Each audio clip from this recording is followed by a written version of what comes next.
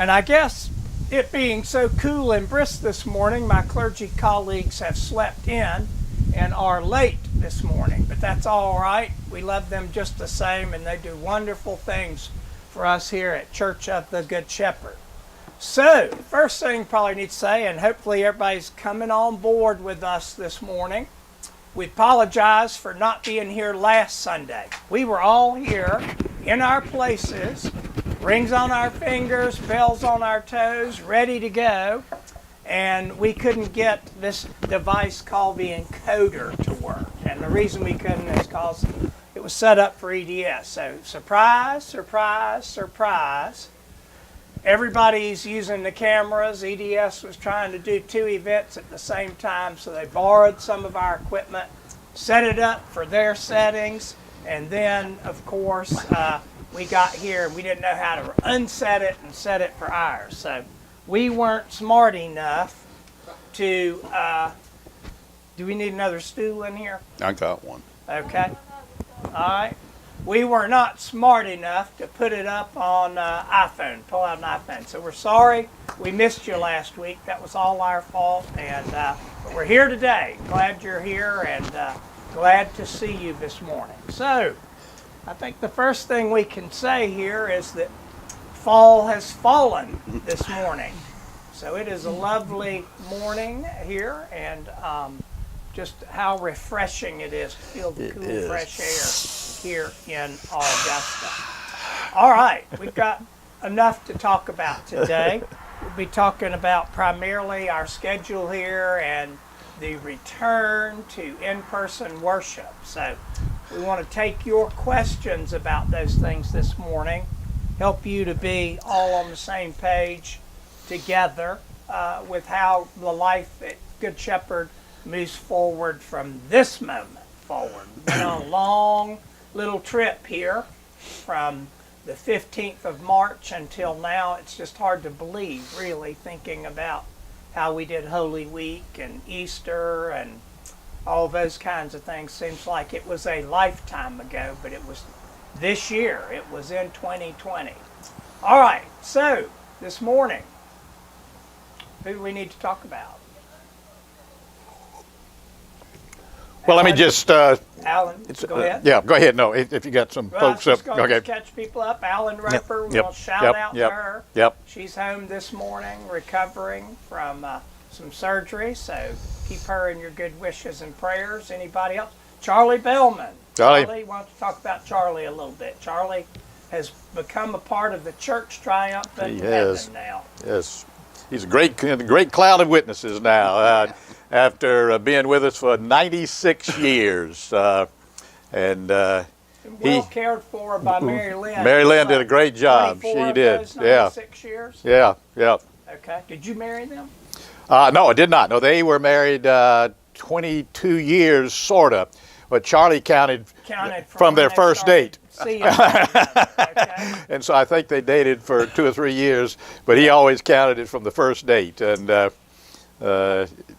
that was just Charlie. Charlie, what was Frank Sinatra said? I did it my way. And so did Charlie Bellman. And he was quite a gift to Columbia County, Richmond County, Chamber of Commerce, you name it. Charlie Bellman was a mover and shaker in our community, all for the good. Of Columbia County. Columbia County, I mean, just... all the great stuff that we enjoy in these two counties, Charlie Bellman's fingerprints are all over them. Okay, anyone else we want to just mention? Okay, I think that's all that comes to mind right now. All right, well, today we're starting in-person worship at Good Shepherd. So the vestry has considered that, prayed about it. It required a super majority vote of the vestry. That was 75% in the affirmative.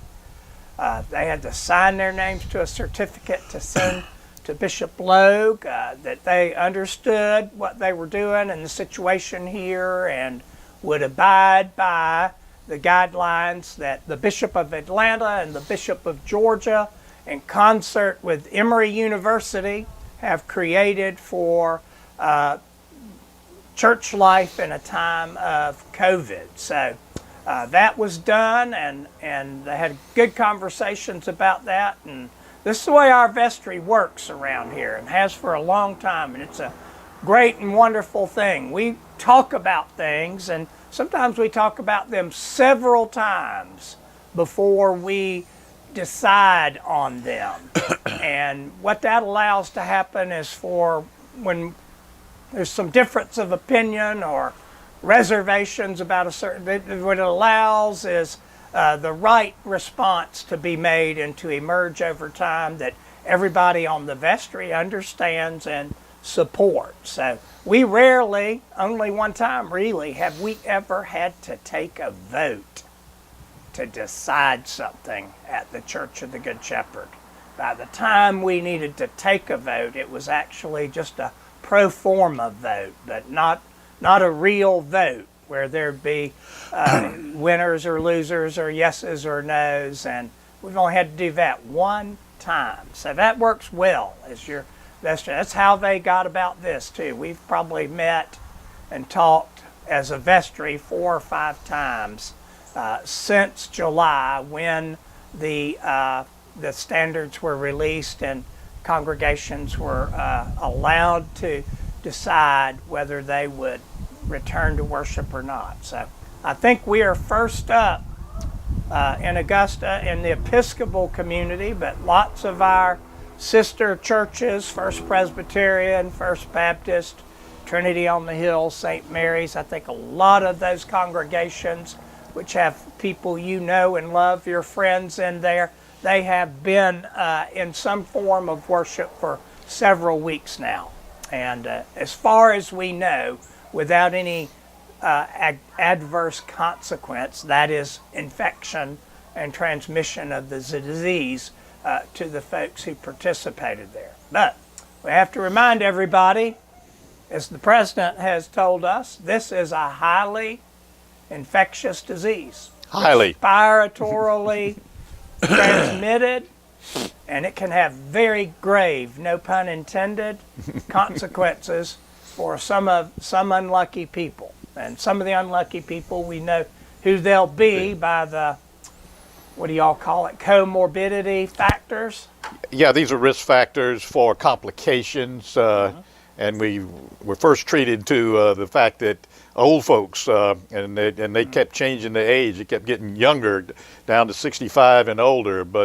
And that's why we think that it was so devastating in nursing homes. And so age usually implies some health problems, and those health problems that are risk factors for complications are diabetes, first of all, hypertension as well, and then cardiovascular disease, obesity in certain age groups. But they're identifying more and more of these factors.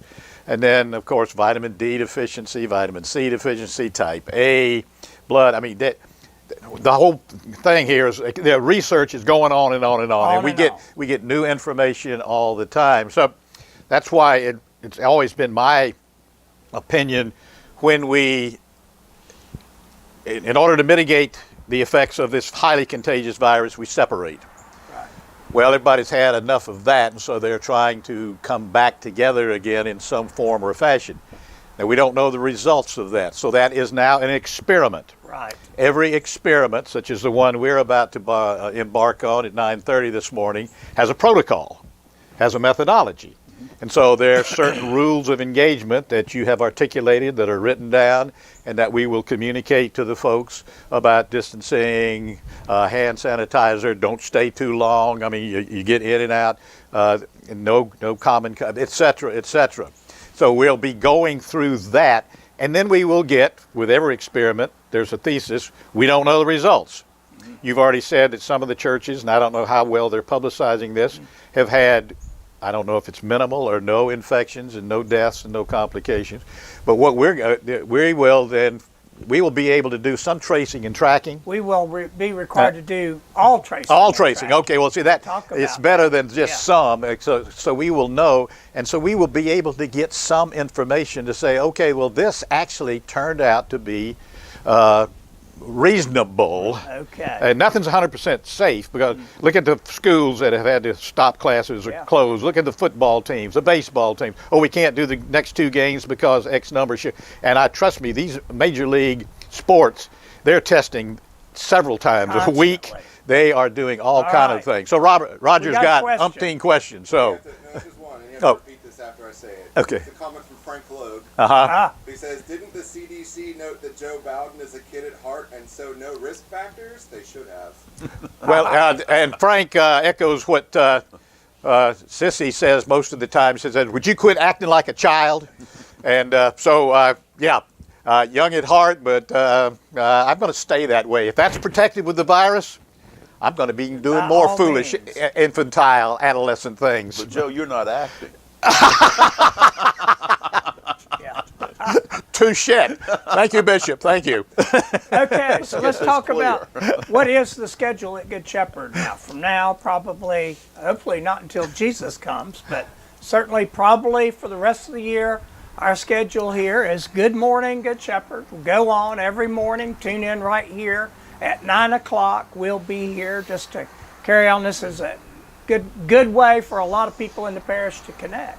At 9:30, in-person worship in the church begins. And Good Shepherd will go on maybe to 9:35, 9:40, just whenever it quits. All depends who's talking. If I'm talking, it'll probably go to 9:45. Then at 10 o'clock, the online worship, which is, until this situation is changed, will be our primary offering, worship offering. Every Sunday morning at 10 o'clock, we will try to put together the best 30 minutes of worship that is safely accessible to everybody at 10 o'clock. So that will continue. And of course, you can catch that on the YouTube channel or on the Facebook page of the church. And if you are still in your jammies at 10 o'clock or still knifing the sleep out of your eyes and you miss it, it's okay. You can come back later on and sit down and view the worship and have some time there in your home, safely, you and your God, okay?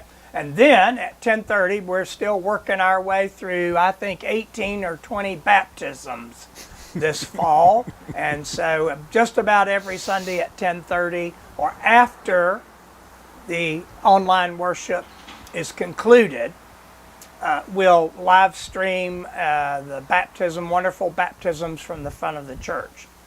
So that always, the way that works is we can't be showing the online worship and try to get on with the baptism. So you've got to do those things one at a time. So the online worship has to come to an end before the baptism can begin. And then after the baptism, we've got Sunday school. We have made a culture change here in the Episcopal Church. Whoa! You know, Episcopalians Episcopal Baptist Church. Used to go to Sunday school maybe 32 times a year, okay? You know, we take off for Christmas and, you know, the summertime, but not anymore. It is Sunday school every Sunday at the Church of the Good Shepherd. A Christian formation, learning how to follow Jesus, learning how to love and serve Jesus and love your neighbor as yourself. There are great programs online every Sunday here at 10:30 or 11 o'clock here at Church of the Good Shepherd. And today we'll be starting your class, right, Andy? Well, I had a class last week. All right, actually. Andy's already up and running. Andy's class. And then Lynn and Bunny will be leading a class as well this morning, okay? So there's lots going on. And then, hey, you can be done with it all. And if you're eating out, you can get out right at the same time all the Baptists and Methodists get out and get in line at the S&S or the Country Club or wherever you like to take your Sunday lunch, okay? You'd be well advised just to make a peanut butter sandwich and stay Get a glass home. of milk and stay home. There's not a whole lot of appeal to that. Let me mention something. When you sign in to the adult formation for the 2 classes, you sign on Zoom. Roger is kind of like a Amazon distribution system. He's like the Atlanta Hartsfield International He's Airport. the air controller. You can't get to anywhere except through going through Roger. And he will direct you to your class. So if you can sign on a few minutes early, that's actually a good thing. 'Cause Yeah. it's kind of like getting in virtual line, right? Okay. And you can see some of your friends there and hear their voices and Just renew. make sure if you could, they not. So if it's Andy, it's A. Right. Your name and A, and if it's Bunny and Lynn, it's your name and BL. I don't know if they'll be able to hear me say that. Say that again, Nick, so we get All right. that correct. When you sign in, for example, let's say you're Fred Smith, right? You'd sign in as Fred Smith A if you want my class, or Fred Smith B if you want Bunny and Lynn's class. Okay? Very good. Okay, that's the schedule. So the drive-in worship has been replaced now by the in-person worship in the 9:30 time slot. Okay, what question we got there? There was one about next Sunday is Eucharist. Next Sunday, that's correct. Thank you. Next Sunday is Eucharist. So what we've been doing here, we are basically a Eucharistic community, and the Eucharist is really a congregant, a gathering event. I mean, it takes place in real time and space and history, just like our Lord's life did. And so, obviously, when you can't gather, that is interfered with. So we've been essentially doing a form of morning prayers every morning, but to try and keep ourselves in mind that we are a Eucharistic community, the last Sunday of the month we have celebrated the Eucharist instead of morning prayer. And we recorded that, I think, one time, and then we realized, what Eucharist is people gathering at the same time. You can watch morning prayer anytime you want to, okay? And but the Eucharist, offering up the thanksgivings to God for the life and love and redemption He's given us in Jesus, that's something that takes place together. So we thought, well, we shouldn't record that, and we'll live stream it. So that's what we've been doing, so that at least at that moment, everybody who was watching was gathered together in their homes as we were gathered together around a table in the church here. We'll continue that. So here's a little catch. The Eucharist at the last Sunday of the month that's live streamed will be at 9:30. It will be the in-person worship service that day.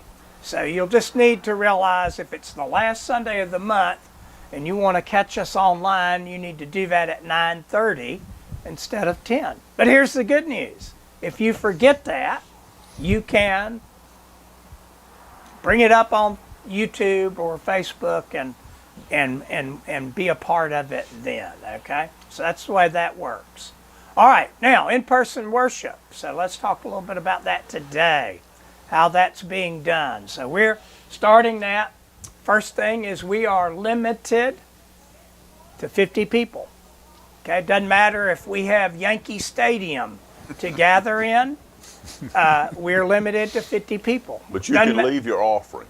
You Yeah, want to that's stop right. by and leave your offering, that's fine. That's right. Well, That and doesn't we're count. gathered, and it's 50 people indoors or 50 people outdoors. Now we all know outdoors is like 20 times less risky than being indoors with anybody. But the limit again comes from Emory University and was accepted by the bishops of Georgia, Bishop Wright in Atlanta and Bishop Logue in Georgia. And it just kind of recognizes what we've already observed here. And that is, well, people, most of the time, they like each other.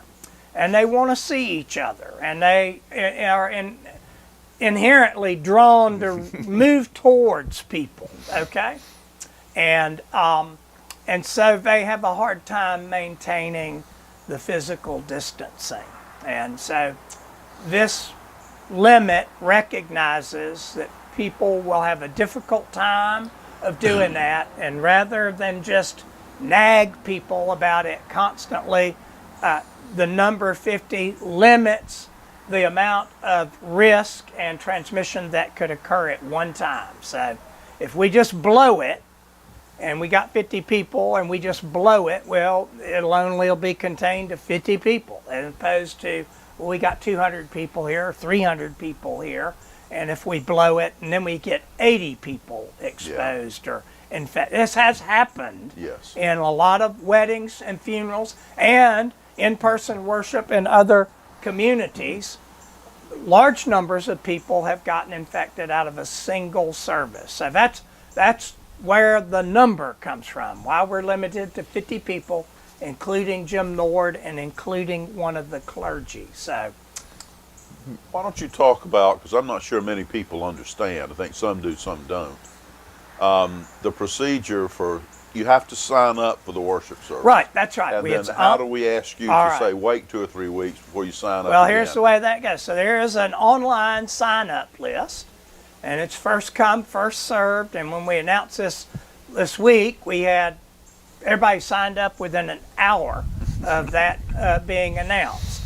So to sign up, the computer will record that you're number 49 or you're number 53.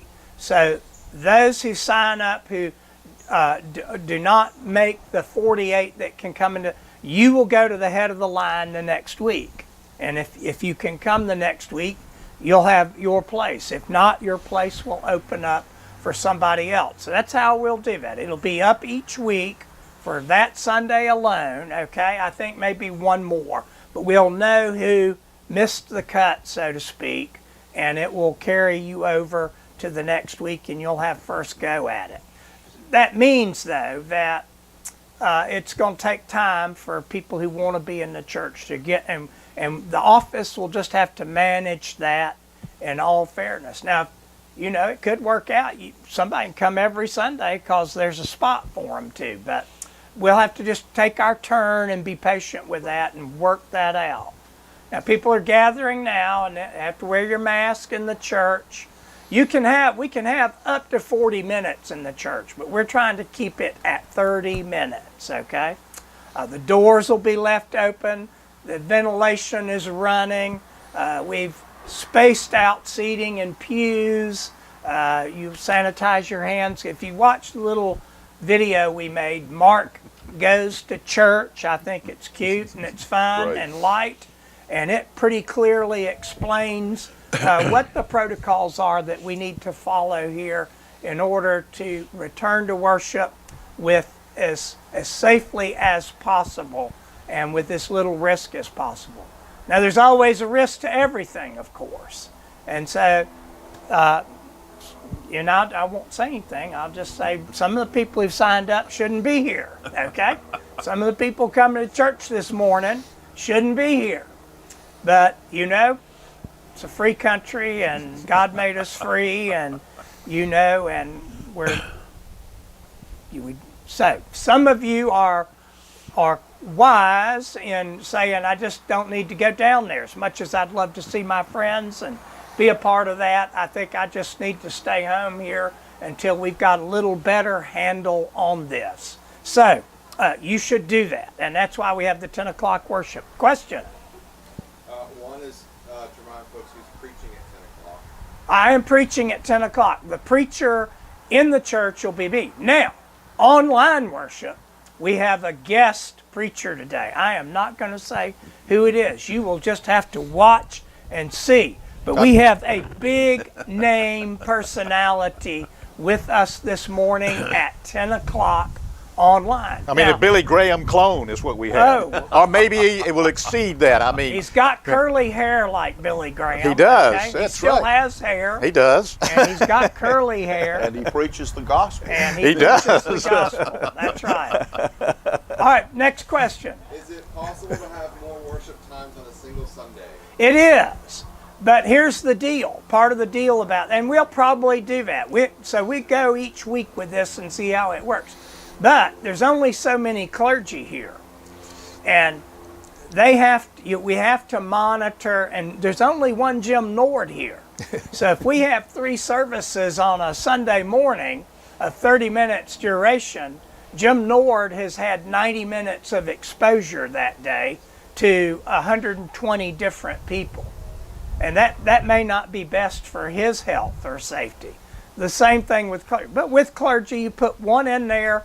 You know, right now we go into church once a month, so we can manage that we will probably have another service, and we'll figure out whether to do it kind of probably at 11 o'clock on Sunday might be a good time to do that. Maybe one during the week. We could have a service at Flowing Wells Road, okay, but it'd be only 50 people out there, and we could do that on a Sunday because you can't get, you won't cross over people here. The one question's gonna be, well, what about the parish house? How come we can't use the parish house?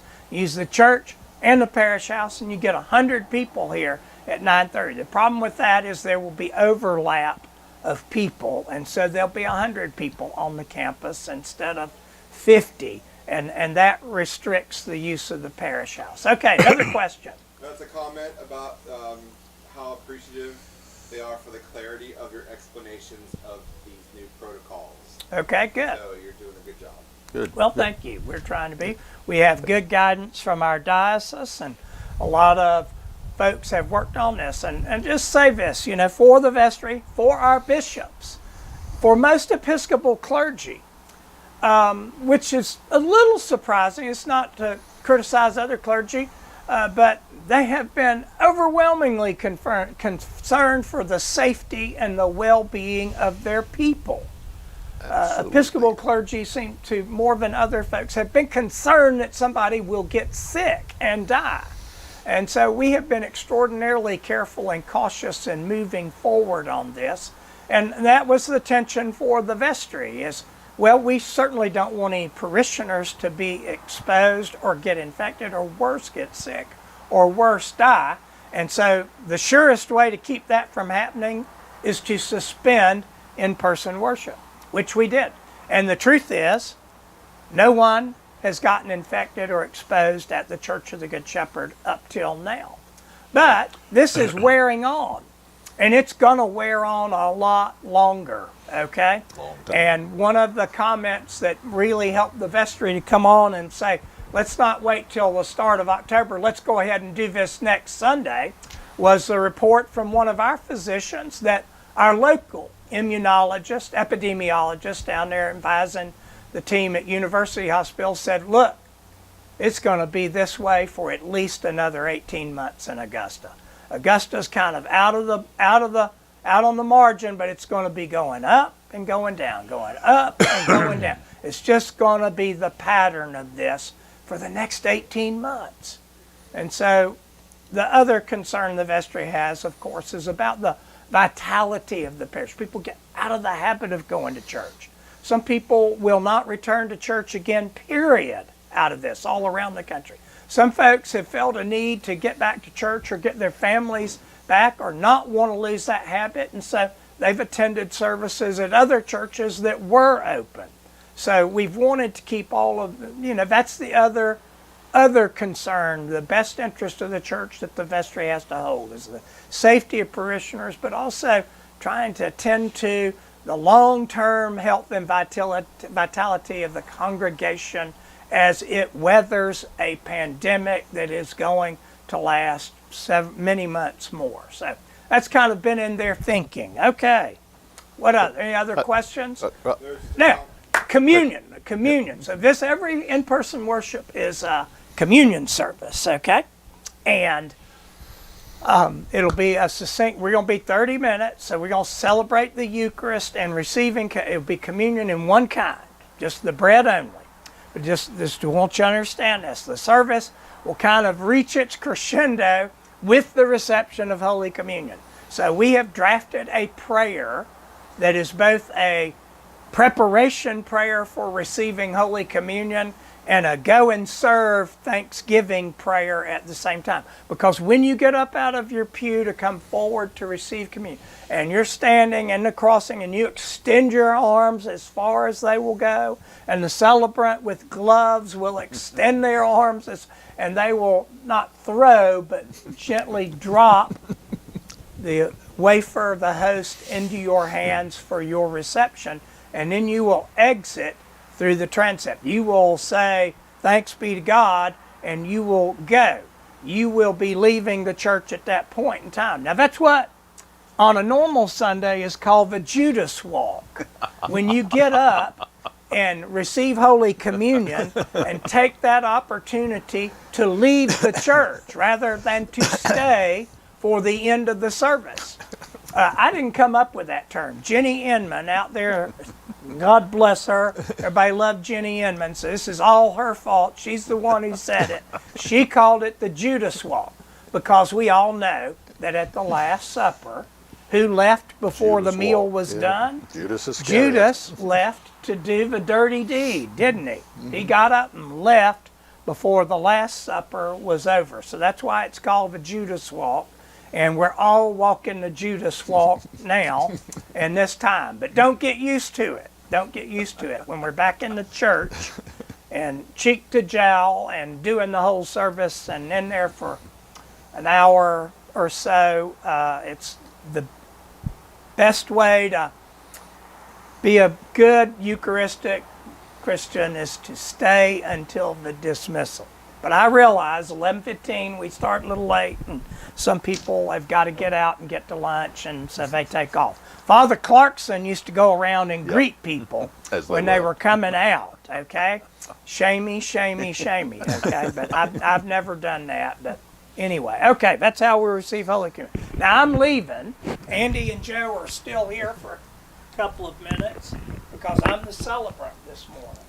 So I will grab my mask. And the church is being thronged And with people. I will see you all soon. Carry on. Thank you, Robert. Keep calm and carry on. Oh, Thank that's you. right. Well, that's a good parting shot there. I just want to comment one thing as we go through the weeks, months, maybe years ahead, as we await a vaccine that's safe, effective, and can be distributed widely, and or hopefully both, and a treatment. It's going to take weeks, months, all of that. And we're going to get into a fatigue. And that's, I call it mitigation fatigue. We say, well, I don't need to wear this mask. Nothing's happened in my family. I hadn't heard anybody that's got this. I don't need to wash my hands. While we're in this time, in this wilderness, I guess, was a good description, don't let your guard down. Stay alert, stay well informed, and continue to do the mitigation things that have led to the fact that so far at the Church of the Good Shepherd, there's been no infections yet. That we know of. That we know of. And that's another thing. You got to realize that 20 to 40% of the people that infect other people are asymptomatic or pre-symptomatic, something like that. We don't have hard numbers, but that's a good range there. So my plea is don't let your guard down. Keep going until at some point in time we have something that's effective with this. And in medicine and all my years in surgery, when there was an infection or something like that, we immediately analyzed it to see if there was a break in technique or a breakdown of protocol. We have very strict, just like we do here. There's a list sitting outside the door right now, 1, 2, 3, 4, 5, 6, 7, 8. And these are things that I put in place after much prayer, thinking, consultation, and everything to make everybody that goes in that sanctuary for service is as safe as they possibly can be. As possibly can be. It's not 100% if we come together, but we are doing that to make it as much as it possibly can. And I appreciate the comment that the clarity has been expressed by Robert on what we're doing and why we're doing it and all that. We have worked diligently, all of us, to think through this, getting advice and using the best informed decisions we can make to develop this protocol and this process. And we've relied on Bishop Frank and the Bishop of Atlanta and others to come together with a common process that's going to be the best and the safest. And because that's first and foremost, that is in our, that's 1, 2, and 3 in front of us, is to keep everybody safe as we come together in these potentially risky times and doing things. And our being safe, my Germanic mind, which is obsessed with procedure, I thought Robert was going to talk about it, but he had to go. All our plans will come to naught if you cluster at the door when you leave. The idea is that you leave. Okay, if you want to talk in the parking lot, stand 12 or 20 feet apart, but please don't cluster at the door when you exit. The other thing I wanted to say, and they deserve a shout out, and that's to Ned Murray, the faculty and staff, the parents and the teachers at EDS. We have pulled off a very successful school year to date. With my knowledge, no infections. Now, folks, many schools cannot say that. So EDS, I give you a shout out. You guys have done a super, super job. It's a little harder on the faculty because they're teaching split sessions. You know, you have a group one day, then you may not have them the next, or you have them at this hour and a different group at another hour. But they're doing a superb job. So one of the things I hear Joe and Robert saying, and I think you did too, is that we can do the very best we can. But Joe said the words, we cannot guarantee 100% that everybody's going to be safe. Much of that's up to you. Your behavior, your actions, your response. I know that when I drive, I don't wear this when I'm driving. But then that means I get out of my car, head towards the grocery store door or whatever, get halfway there and go, don't have this.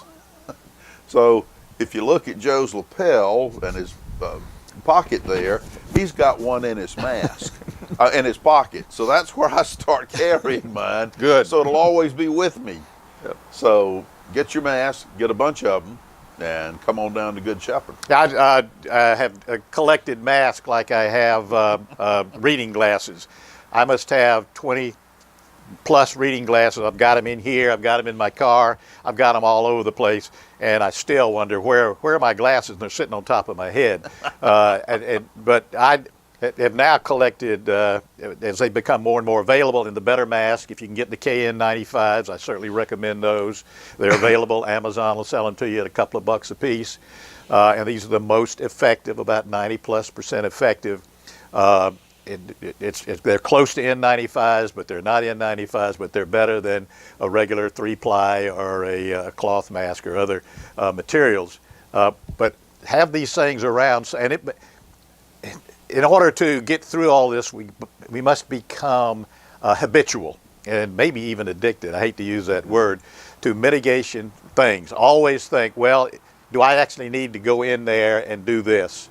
Well, no, I don't really. I can get it online, or I can do this. If I'm going in there, the mask, and I carry a little squirt thing of hand sanitizer in my pocket everywhere I go. Squirt that going and coming. It's all these little bitty things that add up together to a great result, and that's prevention of your friends and family and other strangers of getting infected. That's how you take care of these infections. This is sound epidemiological procedures. So I just beg you to do that, but just make protection and mitigation a habit. That's the word, not addiction, but habit. Yeah. Make this and hand washing and other things And distancing. a habit. Yeah. Okay? Yep. So I think that's crucial.